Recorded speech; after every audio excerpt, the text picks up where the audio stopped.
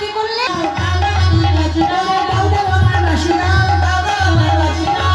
সখীরা বললেন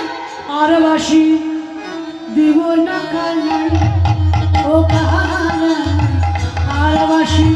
দিব না কানাই ও কানাই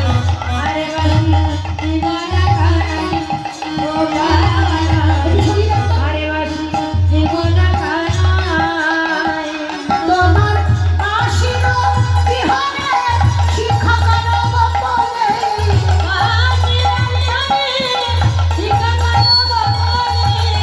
আশির বিহারে শিক্ষা করো গোপনে